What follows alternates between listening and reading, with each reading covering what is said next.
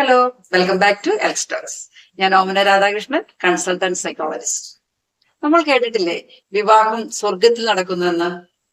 വിവാഹം സ്വർഗത്തിലോ ഭൂമിയിലോ ആവട്ടെ, പക്ഷേ ദമ്പതികൾ ചില കാര്യങ്ങൾ പരസ്പരം മനസ്സിലാക്കിയാൽ അത് ഒരു നരകമാക്കാതിരിക്കാൻ പറ്റും.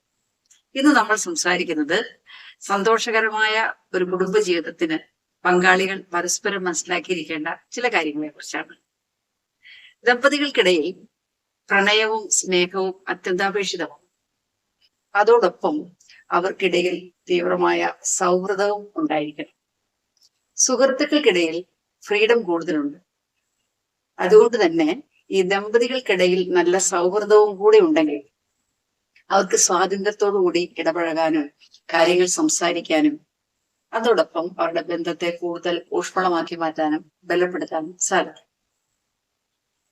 കുടുംബജീവിതത്തിലേക്ക് കടക്കുന്ന പങ്കാളികൾ അറിഞ്ഞിരിക്കേണ്ട മറ്റൊരു പ്രധാന കാര്യം, ദമ്പതികൾക്കിടയിൽ ഉണ്ടാകുന്ന പ്രശ്നങ്ങൾക്ക് താൽക്കാലിക പരിഹാരമല്ല വേണ്ടത്, സുസ്ഥിരമായ ശാശ്വതമായ പരിഹാരമാണ് വേണ്ടത്.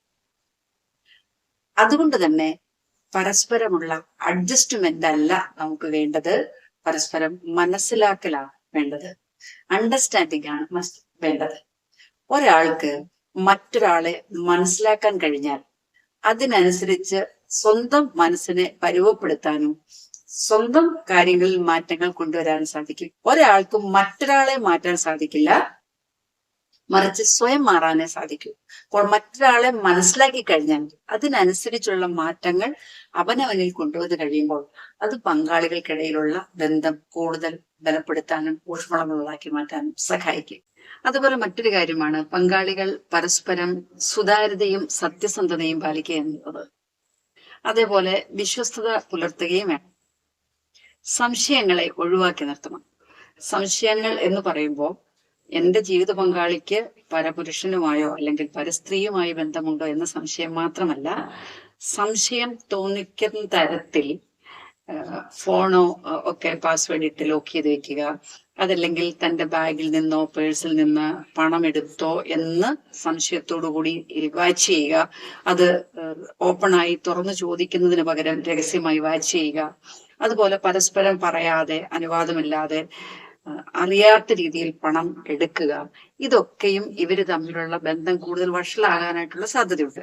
അതുകൊണ്ട് ഇത്തരം സാഹചര്യങ്ങളെല്ലാം ദമ്പതികൾക്കിടയിൽ നിന്ന് നിർബന്ധമായും ഒഴിവാക്കി നിർത്തേണ്ടത് അവരുടെ ബന്ധത്തെ കൂടുതൽ ബലപ്പെടുത്താൻ വളരെ അത്യാവശ്യമാണ്. അതുപോലെ മറ്റൊരു പ്രധാന കാര്യമാണ് ദമ്പതികൾ പരമാവധി തർക്കങ്ങളിൽ ഏർപ്പെടാതിരിക്കുക. തർക്കങ്ങൾ അല്ലെങ്കിൽ വാഗ്വാദങ്ങൾ ഒരു കാര്യത്തിനും പരിഹാരമാവുന്നില്ല എന്ന് മാത്രമല്ല, പ്രശ്നങ്ങളെ കൂടുതൽ വഷളാക്കുകയും ചെയ്യും. അപ്പൊ അതുകൊണ്ട് എന്തെങ്കിലും ഒരു പ്രശ്നം ഉണ്ടായാൽ തന്നെ പരസ്പരം സമചിത്തതയോടെ ക്ഷമയോടെ പരസ്പരം ചർച്ച ചെയ്ത് പരിഹാരം കണ്ടെത്തുക. അതേപോലെ ഒരു പ്രശ്നം ഉണ്ടാകുമ്പോൾ ഇപ്പോൾ ഉണ്ടായ പ്രശ്നത്തിന്റെ ഇടയ്ക്കിലേക്ക് കഴിഞ്ഞുപോയ മുൻപുണ്ടായിട്ടുള്ള പ്രശ്നങ്ങളെ ഒരു കാരണവശാലും വലിച്ചിടാതിരിക്കുക. കഴിഞ്ഞ പ്രശ്നങ്ങൾ അവിടെ കഴിഞ്ഞു. ഇപ്പോൾ ഉണ്ടായ പ്രശ്നത്തിനിടയ്ക്കേക്ക് ആ കാര്യങ്ങൾ കൂടി, കഴിഞ്ഞുപോയ കാര്യങ്ങൾ കൂടി വീണ്ടും ആവർത്തിച്ച് എടുത്തിട്ട് അത് കൂടുതൽ വഷളാക്കാതിരിക്കാൻ പരമാവധി ശ്രദ്ധിക്കുക.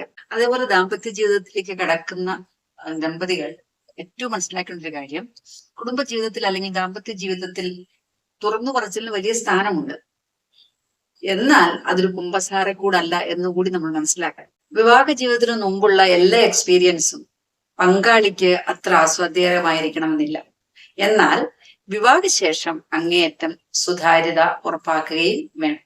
അപ്പോൾ തുറന്നു പറച്ചിലുകൾ അനിവാര്യമാണ് എന്നതുകൊണ്ട് ഒരു കുമ്പസാരക്കൂടിലെന്ന പോലെ വിവാഹ ജീവിതത്തിലേക്ക് കടക്കുന്ന സമയത്ത് തുറന്നു പറയുന്നത് അത്ര ശാശ്വതമായിരിക്കില്ല എന്നുകൂടി മനസ്സിലാക്കുക.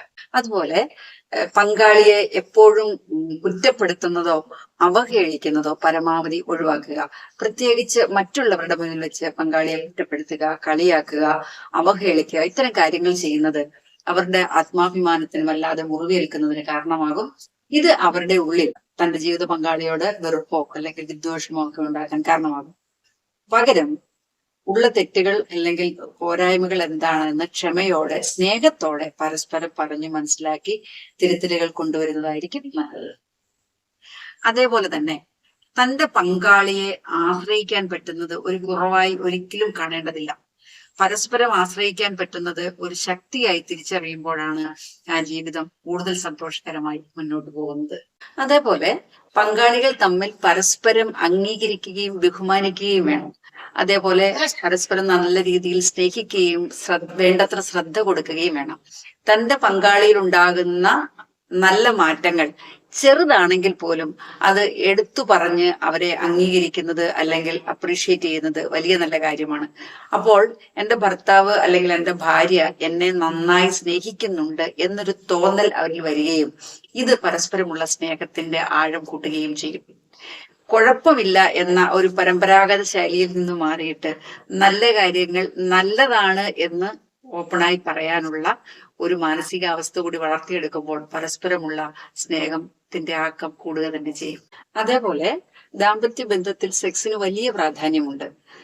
ദാമ്പത്യ ജീവിതത്തിൽ ദമ്പതികളുടെ മനസ്സിന്റെയും ശരീരത്തിന്റെയും ആരോഗ്യകരവും സുഖകരവുമായ നിലനിൽപ്പിന് അടിസ്ഥാനം വേണ്ട ഘടകങ്ങളിൽ ഒന്നാണ് സെക്സ് എന്ന് പറയുന്നത്. പക്ഷേ ഇത് ഒരു ബലപ്രയോഗത്തിലൂടെയോ അല്ലെങ്കിൽ കീഴ്പ്പെടുത്തലുകളോ വെറുതെ കടമ നിർവഹിക്കലോ ആയിരിക്കരുത്. പരസ്പരം അറിഞ്ഞ് ഉള്ള പങ്കുവെക്കലായിരിക്കണം സെക്സ് എന്ന് പറയുന്നത്. പലപ്പോഴും ദമ്പതികൾക്കിടയിൽ കണ്ടുവരുന്ന ഒരു കാര്യം, ചെറിയ ചെറിയ പിണക്കങ്ങളെ തുടർന്ന് ജീവിത പങ്കാളി തന്റെ പങ്കാളിക്കുള്ള സെക്സ് നിഷേധിക്കാറുണ്ട്. ഇത് കൂടുതലായും സ്ത്രീകളുടെ ഭാഗത്തു നിന്നാണ് ഇത്തരത്തിലൊരു സമീപനം ഉണ്ടാകുന്നത്. ദാമ്പത്യ ബന്ധത്തിന്റെ തകർച്ചയ്ക്ക് ഇതൊരു വലിയ കാരണമാകുന്നുണ്ട് എന്നതാണ് വസ്തുത.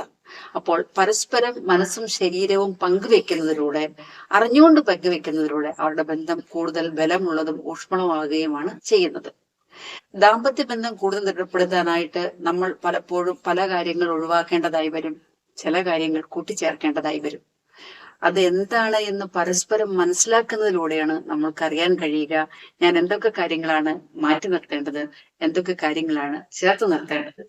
അങ്ങനെ പരസ്പരം മനസ്സിലാക്കുന്നതിലൂടെ, അഡ്ജസ്റ്റ്മെന്റിനേക്കാൾ ഉപരിയായി അണ്ടർസ്റ്റാൻഡ് ചെയ്യുന്നതിലൂടെ കൂടുതൽ ഊഷ്മളമുള്ള, കൂടുതൽ ആരോഗ്യകരമായ ദാമ്പത്യ ജീവിതം ഉണ്ടാകട്ടെ എന്ന് ആശംസിക്കുന്നു. മറ്റൊരു വീഡിയോയുമായി വീണ്ടും കാണാം. Be happy, stay healthy.